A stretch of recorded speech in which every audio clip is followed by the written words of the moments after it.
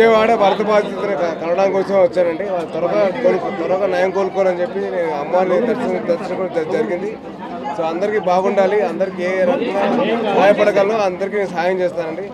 And అలాగే 2021లో ఈ వృద్ధాశ్రమం ఇంకా అనాథాశ్రమం కట్టించానండి, అమ్మ ప్రేమ ఆదరణ సంస్థ అని. సో వాళ్ళు నా కోసం యాక్షన్ అయినప్పుడు అందరూ నా కోసం ప్రే చేశారు, నా కోసం నేను తొందరగా కోలుకోవాలని చెప్పి. సో అలాగే నేను వాళ్ళ కోసం నేను వచ్చానండి. నా బాధ్యతగా, నా రెస్పాన్సిబిలిటీగా నేను వచ్చి వాళ్ళందరినీ కలవడం జరుగుతుందండి. అలాగే అందరికీ నేను ఫుడ్ ప్యాకెట్స్ కానివ్వండి, వాళ్ళకి కావాల్సిన సప్లైస్ కానివ్వండి అవన్నీ అందజేస్తాను వచ్చాను.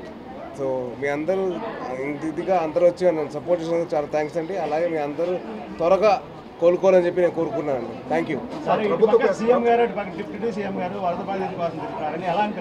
నాకు చాలా ఆనందంగా ఉంది, అంటే వాళ్ళ రెస్పాన్సిబిలిటీ వాళ్ళు నెరవేరుస్తున్నారు కదండి. సో చాలా గర్వంగా ఉందండి.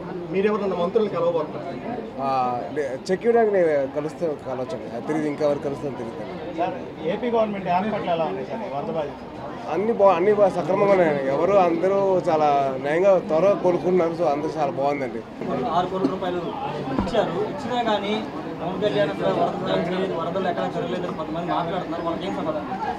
అంటే అది సమాధానం చెప్పే కంటే ఆయన తిరుగుతున్నారని మీరు చూపిస్తారు కదండి.